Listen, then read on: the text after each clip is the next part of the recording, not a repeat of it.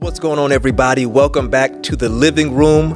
I'm your host, Richard Martin, and here we listen, learn, and live together. We have another exciting guest for us today. He is a pastor in the North Carolina area. He's the pastor of the Northeast Seventh-day Adventist Church. We go way, way back. We'll get into more of that in a little bit, but I want you to help me welcome Dr. Evan Willis to the living room. What's going on, my brother? I'm doing good. I'm excited to be invited to the room. Yes, indeed. It's a blessing. I'm excited. It's good to have you here today, man. Glad to be here. So, as you recall it, how old were we when we met? So, I remember exactly when we met. Mm-hmm. I came back early because I was an RA at the dorm at Pine Forge Academy. You had come, and I was in my room 309, and I saw you walking down the hallway. I said, I wonder who that tall guy is. I wonder who plays basketball. Yeah. So I saw your parents. I introduced myself. So I was 17 at the time, and you were 16. Yep, that's right. That's right. He was a senior, and I was a junior, same boarding school. I kind of faintly remember us crossing paths actually the year before. I came for parent weekend in spring, earlier that year, and I met couple of our mutual friends, and I think we kind of crossed paths, just like generally. I remember us sharing space, but meeting officially, you're right. And we've been friends ever since. We've known each other longer than we haven't known each other. Our families intertwined, had the privilege to be in your wedding, you were in my wedding. I remember Aaliyah and Jam. Was it Jam at the time? No, it was John for the wedding, for my wedding, 2015. No, it was just Leah and I. John didn't come. We left John, James, and Jeremiah home. Really? Aaliyah was pregnant, though. We didn't announce it, though, because it's not appropriate to announce at someone's wedding. Right. Oh, my wife's pregnant. Yeah. But I did have another memorable moment that we won't talk about. We won't talk about.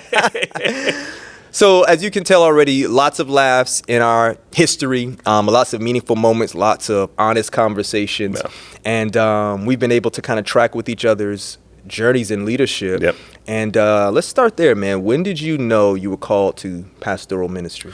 So I would say that it's interesting you asked that question because I was just at our alma mater this week, and I sat in on a Bible study, and I kind of talked a little bit about it.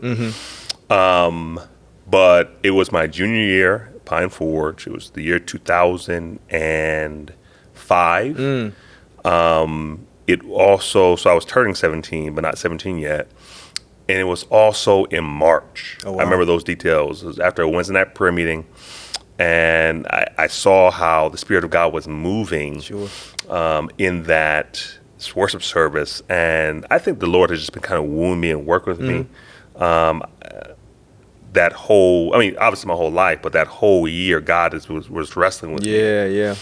With just my personal life, my behavior, my thought process, my patterns, and the way that I was living my life as a Christian. And so I had a roommate who was ultra spiritual, loved the Lord, and always talked about Lord said, told him this, told him that. And so I determined that night that I wasn't going to leave the sanctuary until God spoke to me. Now, I just was hoping he'd tell me, have a good day. I love you, something like that.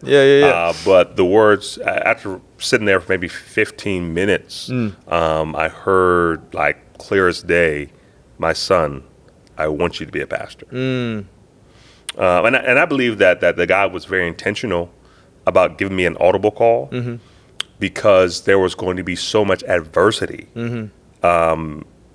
on my quest towards ministry, but also in telling people in my circle who had either been burned in ministry, had seen the dark side of ministry, trying to discourage me and tell me, no, you just be an elder, or no, just because you come from a family of pastors doesn't mean you need to be a pastor. You're not called. So that was literally things I was hearing, and you think that when you tell people who know you, who've been around you, that you feel a calling on your life, that they would be excited, but that wasn't necessarily the case.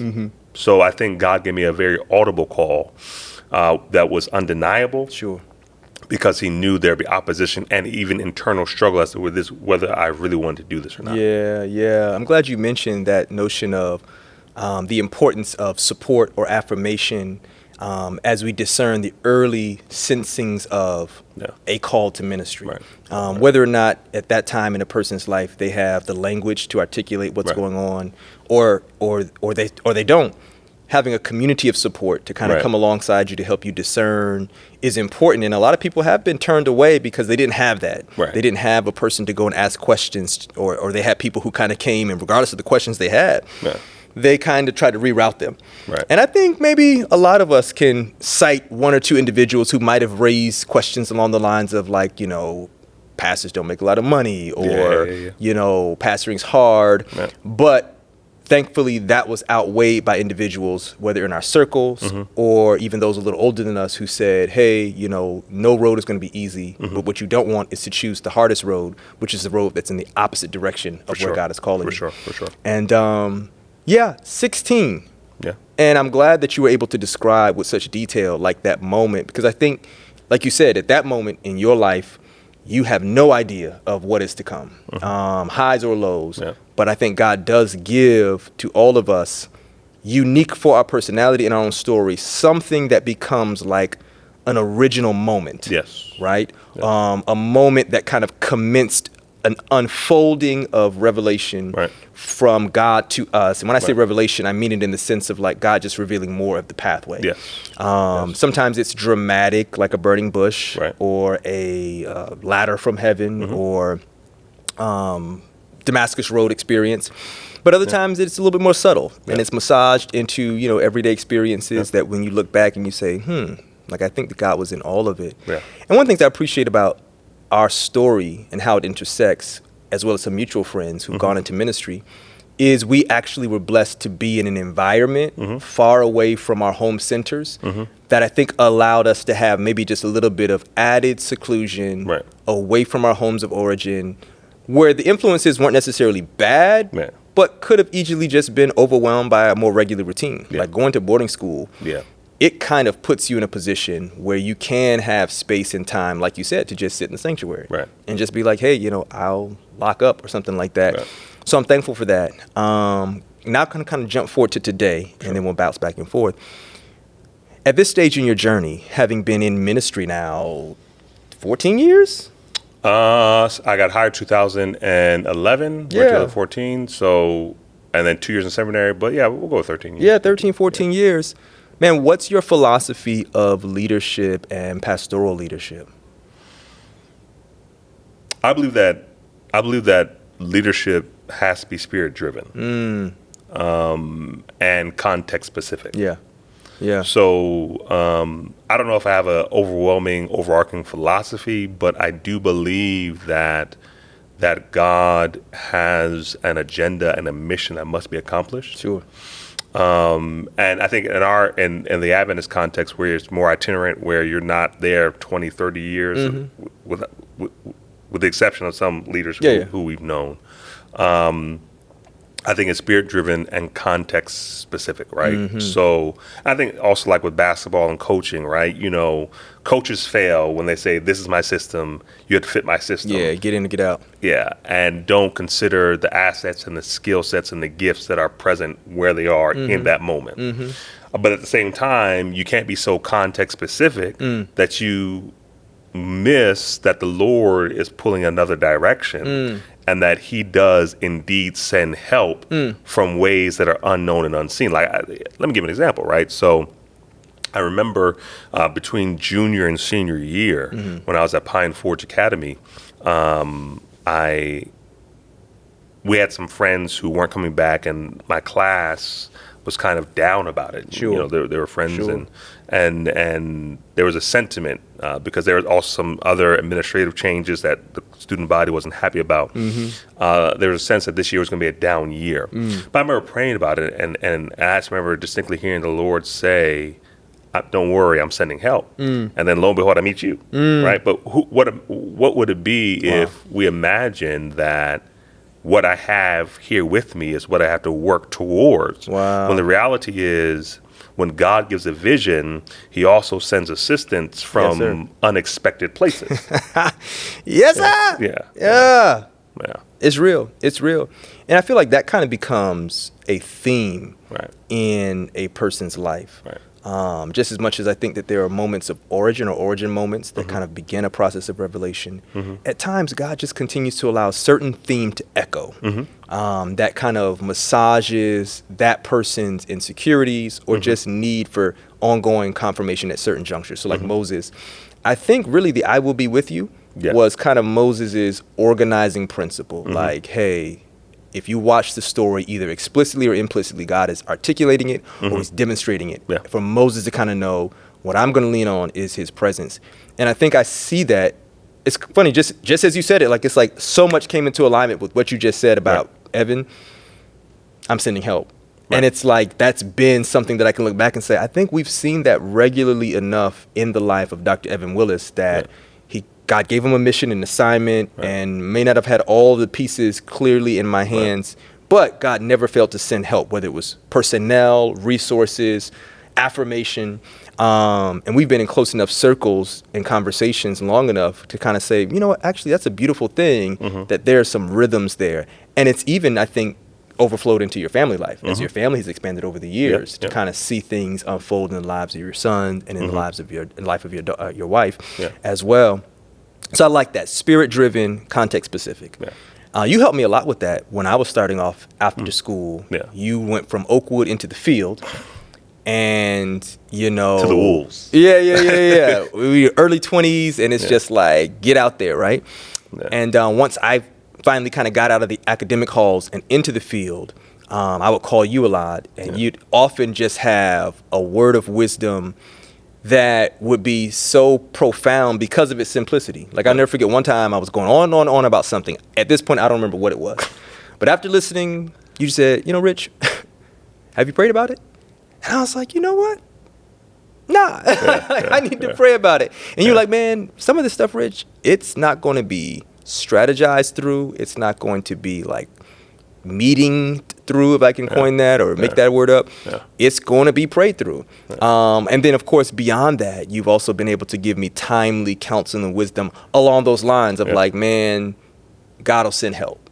You know, if you feel like the Lord is leading you here, it will go, which always taught me you don't have to be in ministry long quantitatively to be able to start gaining some qualitative bits of wisdom and leadership acumen. We came across a video recently. I think it was after your first year. You kind of had like a year in review YouTube video. This is where YouTube kind of took off. But it was great because I think it was like, even that. It's like, okay, why do I want to reflect? And I think we see the benefits of reflection in your ministry. You know what I mean? So cool. I love that. So what I didn't know, though, about pastoral ministry is that it requires a lot of emotional bandwidth. It can be draining. And not just pastoral aspect of life, but, you know, family life as well. So what rhythms and routines do you kind of maintain? Do you use to maintain a sense of balance and resilience?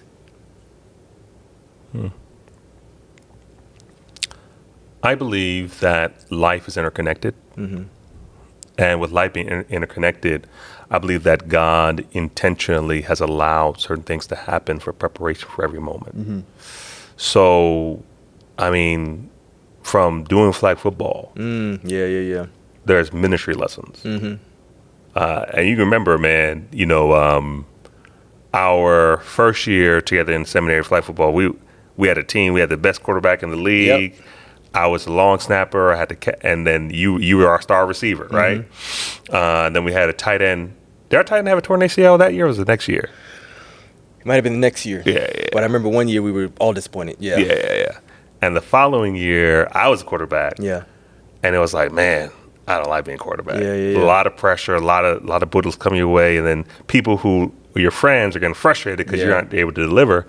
And then last year, it was crazy because I had a Judas in the camp. Who was pulling, who in the middle of the season started to form his own team. Because he wasn't the center of attention with our team. And I learned, like, sometimes you got to nip stuff in the bud. I've learned also to lean into who God made me and not into what I wish I was or what others want me to be. And so I think as a personality trait, I get my stress out early. I don't really sit on stuff long. And so I typically sleep well at night. Yeah. I typically am not filled with a lot of worry. Sure. And I think this happened early on in ministry, because everyone is pastoring early on. You want to impress the leadership. You want to demonstrate you belong and fit. And I remember I had a church with no mortgage that was not bringing enough money in tithe and offering to pay its regular bills. I had gotten some people from outside to pay the tithe and offering in my church, thankfully. But one night I was stressing because I'm preaching about stewardship, but the people aren't changing. They're not giving. And the Lord said, whose responsibility is it for them to give? It's not your responsibility. Your job is only to give the message. Yeah. And so I believe in that moment, the Lord taught me that don't stress about what you can't control. Come on, Evan. Yes, sir. And so, my wife can tell you, I've learned I don't spend time thinking about this stuff. Yeah. I just move. And two, I think a big thing for me too, getting the PhD at the University of North Carolina at Charlotte, going into a non-Christian education environment, non-Adventist environment, I began to see that the issues I'm seeing in my church are not unique to church people. They're not being hypocritical. These are the struggles of humanity. Yeah. Yeah. And so I can't run or hide from it. Only way is through. And so for me... Mercy. Yes, sir. For me, I probably have a large emotional bandwidth. Sure. Because I don't dwell on stuff, especially emotionally, outside of my control, right? If I pray 50 times that someone gets healed from cancer, or pray one time, it's ultimately God's will that has to be done in this scenario. And so I have to find peace, and I've tried to put this into practice, finding peace with where God has me, and not trying to affect and manipulate what really I have no control of. Yeah. What's deep about that is, I think out of our kind of core group of friends, I have definitely seen you either bounce back from a moment of frustration, maybe a little bit quicker than others of us who might carry things a little bit longer. Maybe we just kind of let it ruminate, but not bouncing back to the point of denial. Like you're able to mark and say, yo, this was frustrating, or this was out of line, or, this didn't really kind of come off as we wanted it to. But you don't kind of live with it long. And do you think that has any connection to home of origin? Anything you caught from your brothers, your parents? I don't know. That wasn't a part of what we talked about in terms of where this conversation was going to go. But just on that point about, that's a wonderful leadership principle to kind of know some stuff you just have to let go. You can't continue to carry on things, particularly because we deal in this field where even a lot of what we heard coming up through the ranks school-wise, you're preaching between life and death, and everything's an eternal issue. And like you said, we pray about things, but a person may not be healed. And if you're not careful, a leader can absorb that, take that on, and just be walking around. But you have, by God's grace, been able to say, hey, I let go of that stress early. I'm able to sleep good at night. But for the leader who can't get there yet or isn't there yet, as you reflect on your life, do you think home of origin was instrumental in shaping that kind of sense of dealing with stress? Yeah. So one, I grew up in the Northeast. Okay. And I grew up in a church that was not very aesthetically wasn't like the church to be at in terms of all the churches in the world. Sure. And so I'm not gonna lie to you, and this may not be the best advice. My church laughed a lot at reckless stuff. like we laughed a lot about the people who did dumb stuff in church. We laughed a lot about all those different kind of things that come available. The stories that they used to laugh at and repeatedly laugh at and talk about over and again. I didn't know how to take stuff seriously for a long time. Sure. And sometimes I realize sometimes I say stuff that seems like casual. People are like, why would you say that? But was it somewhere else what I said? I didn't mean it that way. Like, you think about that situation at my friend's funeral where everyone was like, "Woo!" I was like, I didn't mean it like that. It was just a joke. Yeah, I mean, yeah. I didn't mean no disrespect. Sure. And so I've learned. I grew up in such a That's good. backwards world. Yeah. That what seems normal to so many people is just like, yeah. I don't take it that deep. So that's probably a gift and a curse, because it works in some ways. In some ways, I get burned. But it's a great reflection moment because, and I didn't know that backdrop. Like, I didn't know. But again, as you said it was like, that makes a lot of sense. Yeah. But I think sometimes we take things on because beneath the surface, there's this subtle feeling that we should take something on. Yeah. So it's almost like that, I couldn't just walk away. When a person says that, it's a subtle sign that they think in their minds, literally, I couldn't just walk away. Like, there was no other option. Yeah. When in many cases, it's like, no, you could have. Yeah. And you couldn't walk away because maybe you knew I can walk away, but if I do walk away, I'm not going to like how I feel. Right. So I want to feel good because I said, I got back in his face. Yeah. But when you grow up in an environment, and I love that it was in a church environment where there was laughter, which was its own coping mechanism, a way of responding to stress, or kind of just de-escalating what in the same thing in another setting, somebody could have just been like, finger wagging or a little bit more volatile. Yeah. And I think that has shown up in a very healthy way. And again, not to get too far ahead, but I think I've even seen it over the years in terms of home life. Yeah. You know what I mean? Just really working through disagreements and being able to come to the table knowing there's disagreement, but laugh about things, kind of process through joking, but then also recognize when things are serious. So thank you for that. That's helpful. And I think that's something that we all should do. Like, if there's anything emotionally, whatever it is, that shows up in my leadership, kind of do some digging around the origin story. My home life, my church life, what was there, what wasn't there, because that can, as you said, for better or for worse, be present, and it's just important to kind of have that level of self-awareness. Further down that line, I kind of have this growing belief that there's a shaping moment or shaping experiences in our lives that maybe more so than others impact the values that we claim as our own, that develop our belief sets and how we show up in the world. Would you say there's been such a shaping moment or moments for you that you can say, probably more than others, these things kind of gave me clarity about a path, or kind of clarified, what I wasn't going to do, and more or less lead me to kind of live from a base of, this is Evan Willis, and this experience kind of helped me get there? Man, that's a heavy question. I can think so many just critical moments. And I think those moments just come constantly. Yeah. I have a learning mindset. And it's funny because, most people think I'm a very serious person. Because my mom gave me a face that just doesn't shift on anything. Someone could die from a face. It'd be like just a straight face. Sure. But honestly, I'm the youngest of 3 boys. Okay.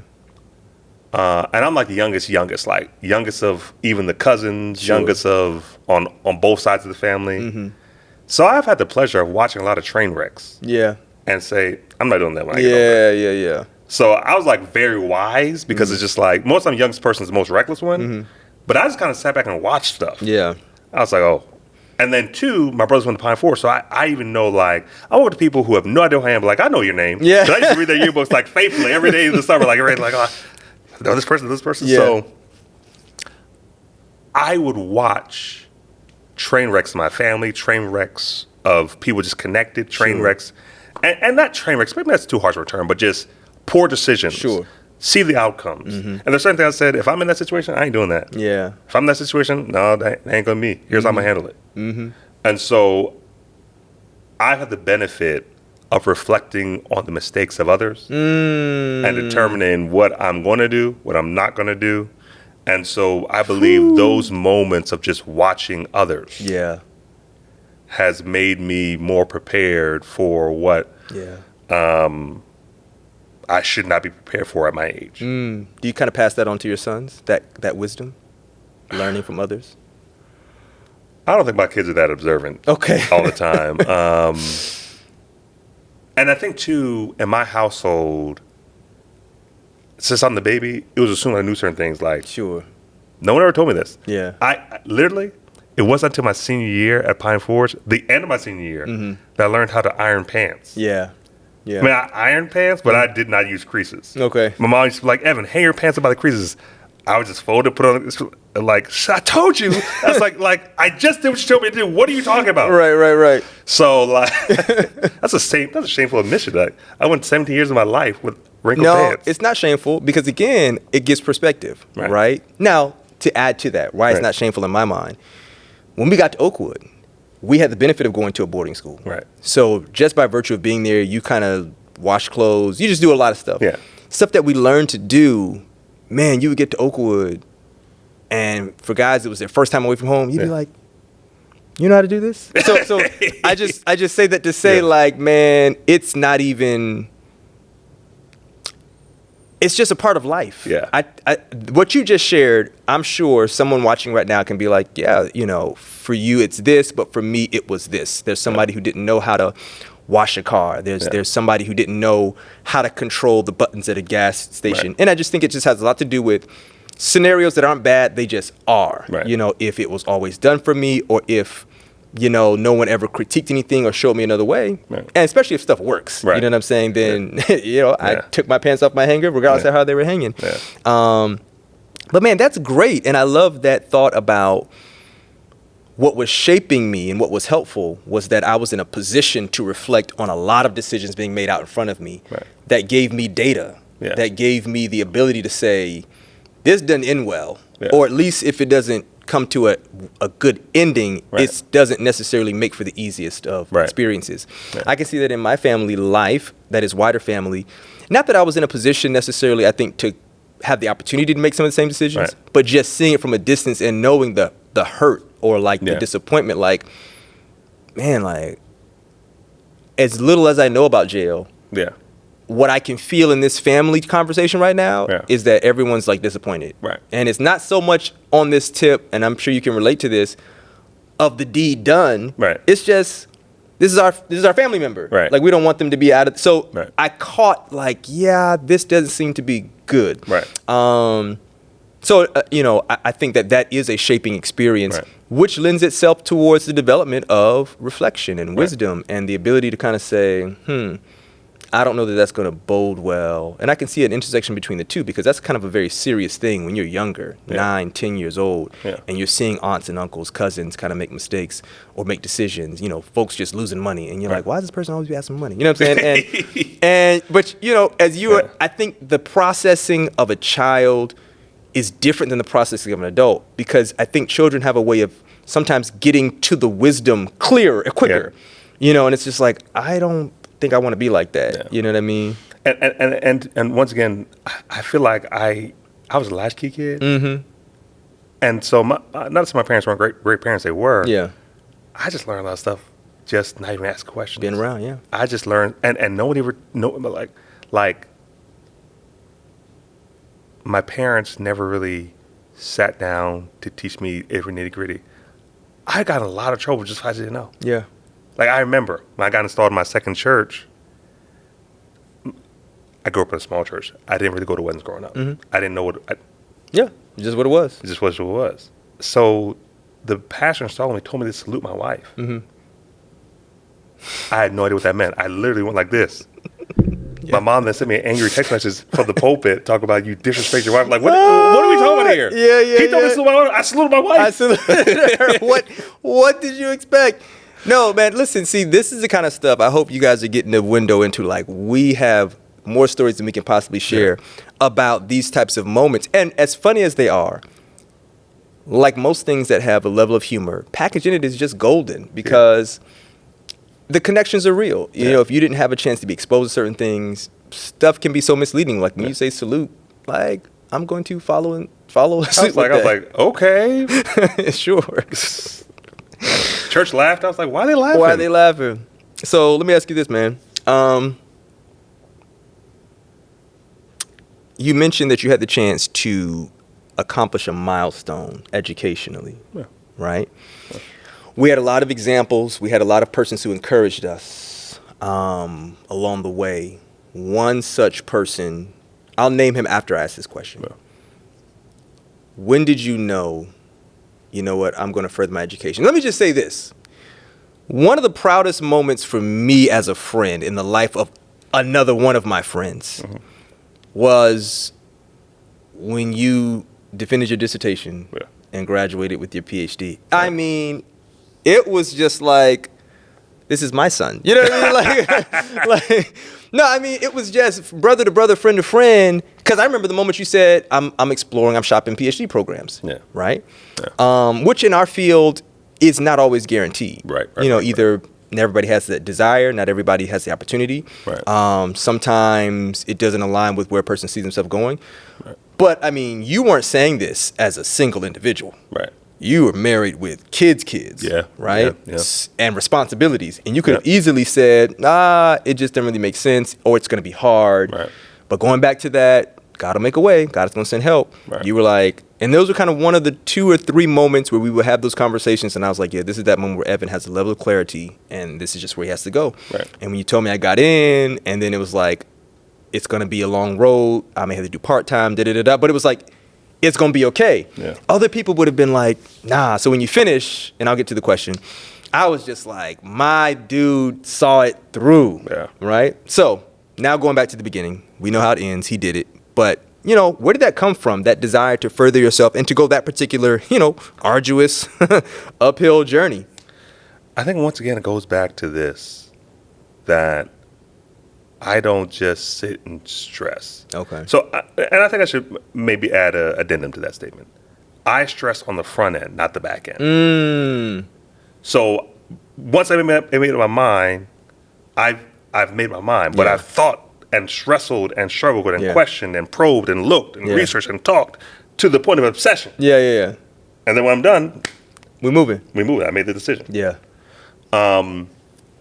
So once again, because I don't reflect much on what I feel, I knew it would be a lot going through a PhD program and pastoring, but I also felt a sense that this is the direction God had me to go in. Sure.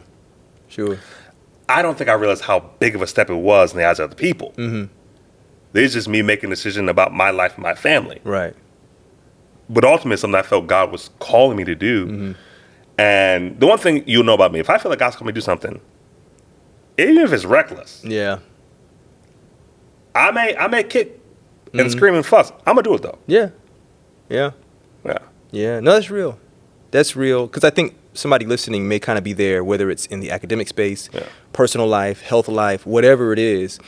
Pastors and leaders of various disciplines, we are often bombarded with dreams, visions, and maybe there's some listeners who may not necessarily be religious, but they have maybe inclinations, or they have what we might call, calls on their lives to go a certain way, and God is telling them something. But they can get caught up in the perceptions, or just maybe, like you said, instead of front-ending the stress, they take it through the journey, and they're always, and I think I kind of maybe struggle with some of this, just kind of leaning towards always wanting to make the right decision. Oh, man. That can kind of prevent you from making a decision like when you need to, right? And I think that's very evidence for us wanting to make the right decision. I think it is. I think there's a lot of influence there from our faith community, as well as some other stuff. My home life, I think it was probably like making the grade was very important. And so like the alternatives, I was that kid when my peers would be like, oh, I got a C, yes. I'd be like, yes, like in my home, my friend. It would be like, bro, it's about to be on and popping. Like, that's not going to work. But what it didn't help with was me knowing, like, there are other options, yes, outside of A. There are other ways in which you can learn and make progress. But it's not about me. My point is, I think that's helpful for somebody listening. Again, when it comes to flourishing as leaders, sometimes, man, you're just going to have to let that stress and that probing be on the front end. And when God gives that green light, leave the stress there. And take that trust with you. I think a big thing I probably should also add is every degree of higher ed I had as a parent. Yeah, that's true. As a senior graduate from Oakwood, I had a 3-year-old. Shout out to Jeremiah. Yeah, shout out to Jeremiah. When I left seminary, I had 4 kids. Yeah, big time. And so... And how many did you come with? 2. Yeah, I just wanted to put that on the record. Yeah. Well, 2 and 1 in the oven, kind of. Yeah. And so, honestly, man, Russell C., man. It was George Russell C., Dr. George Russell C. He was like, because I used to talk to him, and he'd be like, Evan, one or two things.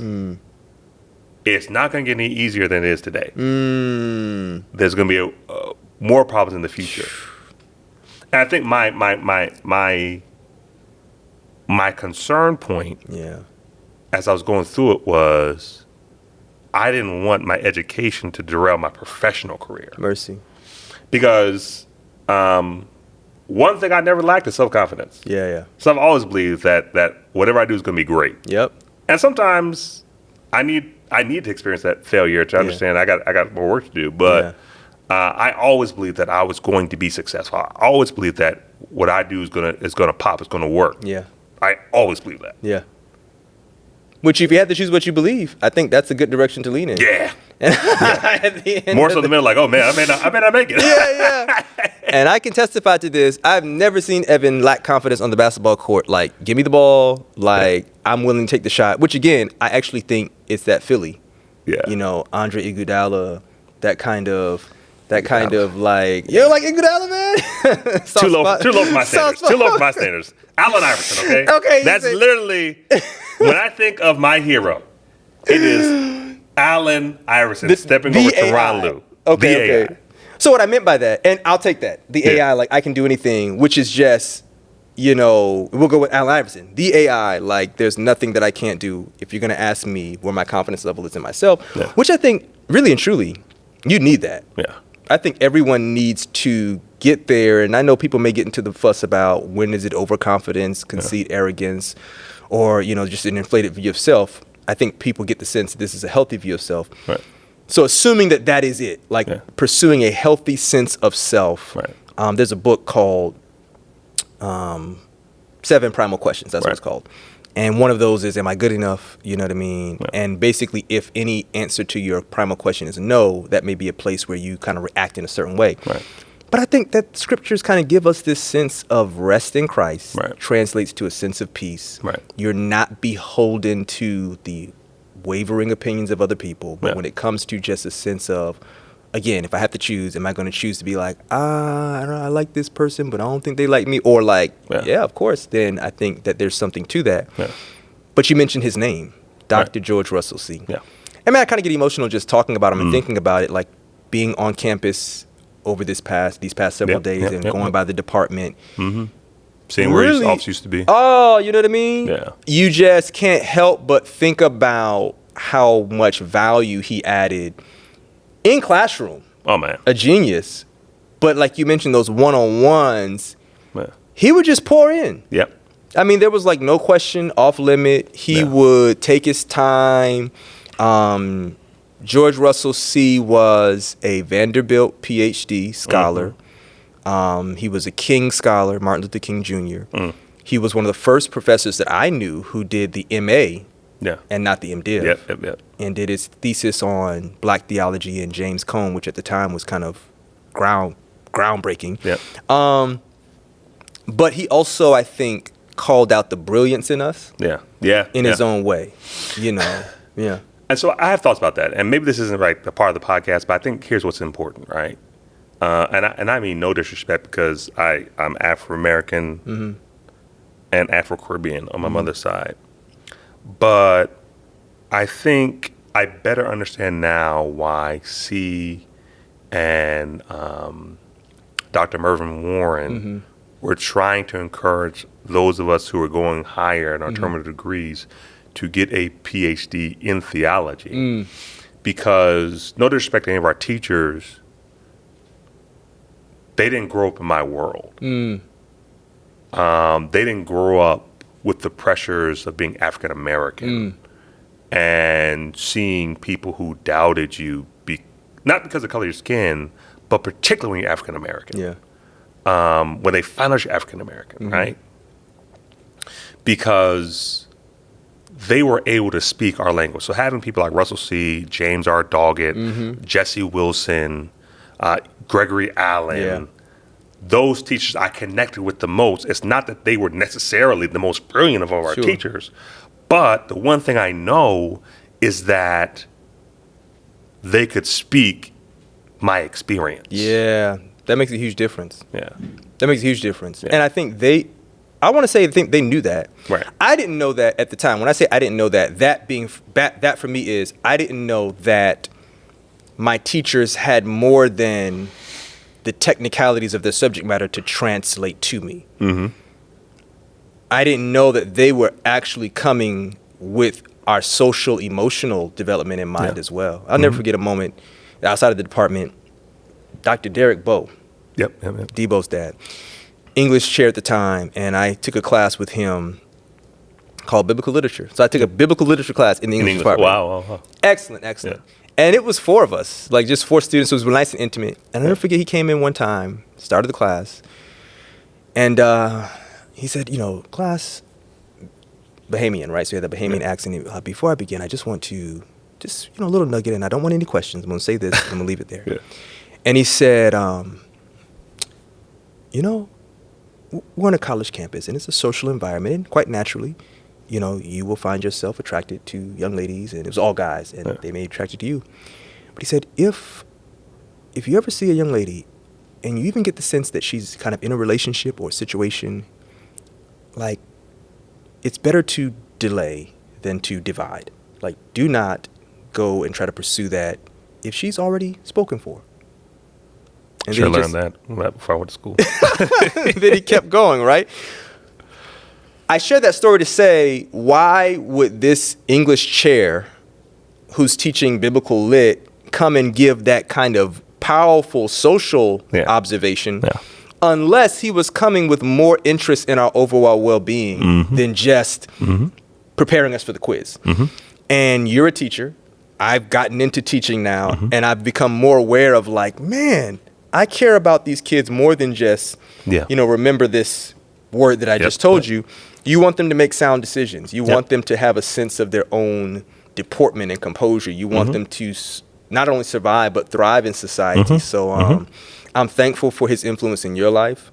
I miss him dearly. I know you do too. I wish, among other people, that he was still here with us. But man, you talk about a life well lived, and I think he continues to live on. You know, his legacy for sure. His legacy continues on. Let me ask you this, man.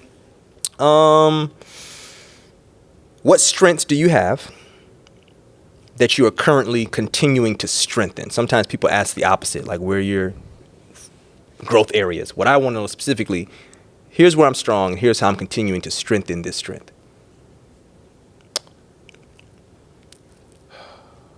I'm a visionary. And I didn't always realize that, but I am. And so I lean into that. And I now, like when you can see and you're around blind people, you oftentimes get frustrated when the blind don't see what you can see. Sure. But that's because I assumed everyone saw as I saw. Not that I was a visionary. So now I think the latest work I've done at my most recent church, with $500,000 renovation project, putting a hardwood gym floor down, renovating the sanctuary, repairing the ceilings on both the gymnasium and the church, and doing the foyer, all the stuff with the bathrooms, everything. I now prepare for resistance. Okay. I anticipate it. Rather than assuming everyone's going to agree and see it. Yeah, that's gold right there. Because they can't see it. Yeah. So I can't get mad. I just have to anticipate it. And that's a gift God has given me. And so as a visionary, I oftentimes keep seeing and seeing and seeing and seeing and seeing. And I just celebrate what I see. And one thing that I need to do more of is asking God, show me how. Show me how to make the blind see. I am a really good preacher. Yes, you are, Doc. And I think for me, I'm learning discipline and patience. Mm-hmm.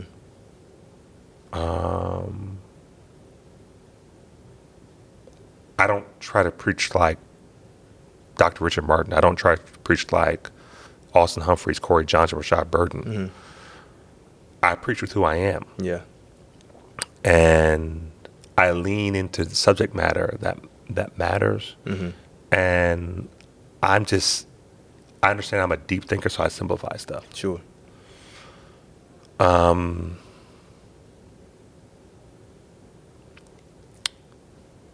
So I'm also an academic. Mm-hmm. And so I lean more into my writing. Mm-hmm. I work on it, I practice it, I hone it.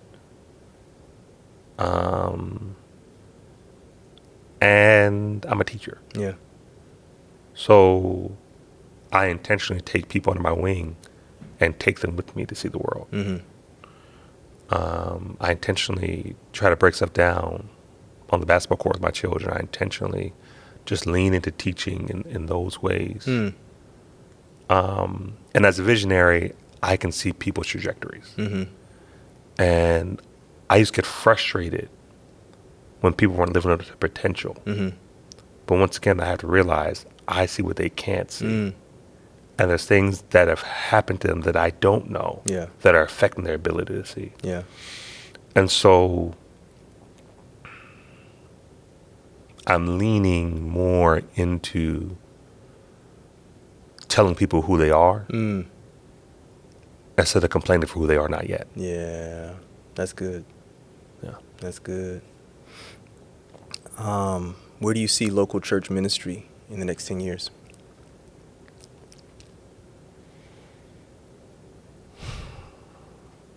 It's a great question. I think that local church ministry in the next 10 years within our context requires us to challenge our presumptions of what works and lean into what really works. I have a church that is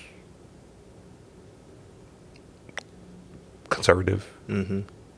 I would say it was ultra conservative Right. where I got there.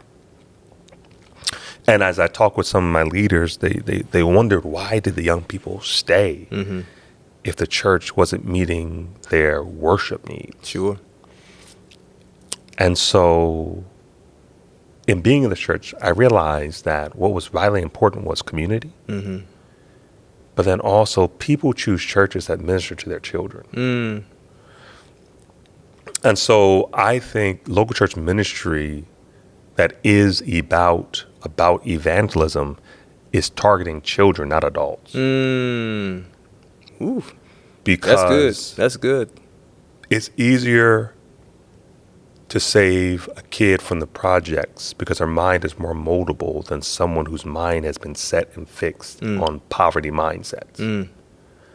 And so it's easier than to talk them into going to Oakwood and desiring to go into ministry because they're not jaded by the history and they're all those experiences. Sure. I don't believe in the current trend where everyone is quitting. Yeah. And this isn't me being critical of them, but herein lies my question. How are so great numbers of people all making the same decision to resign from congregational ministry, to go into other areas that are valuable and needed? Sure. But if all of us, or if 60% of us all go into the same line and leave 40% of us to pastor congregations, the other 60% who's leaving to do other things, many of which are congregational dependent, their ministry suffers because there's no one to sustain the body of Christ. Sure. So I believe you'll see a reversion back into ministry. Okay. I believe that we as pastors have to invest more time in young people. We have to reclaim the narrative that pastoring is misery. Yeah. Because that can be perpetuated by people who are and are not pastors. Right. Yeah. Because everyone wants to be a part of a winner. Yeah. And so we have to champion our success and what is happening. Yeah. I've had success because I'm not trying to pastor like my great-grandfather did or like my grandfather did. Sure. Or like the pastor who raised me did. I'm trying to pastor in a spirit-driven way, in the context of which I live in, of which I believe the future works. And so by reinvesting in young people, that means we're investing more in Pathfinders, in sports ministry, and the current path that society is headed down is unsustainable and unhealthy, because I can't just consume, I have to give. Yeah. And so I think the future of congregational ministry is going to be one that prioritizes young people. Sure. It doesn't ask them to come into our world, but goes into their world. Yeah. But I also believe that the future of congregational ministry is heavily dependent upon administrative leadership. Okay. And when I say that, I mean, I'm not expecting a president to do ministry like me. Sure. I'm expecting a president to set a pathway forward in an executive leadership mindset in a way that makes ministry easier at the local level. In other words, we have to start thinking in non-conventional ways of revenue generation so that my answer to every problem is we don't got the money. Yeah. If Jay-Z believes that if you put him in the middle of nowhere, he can make a milli, why is it that the people of God don't have the confidence to be in the ghettos or in a church with limited resources and can't think of how to make money?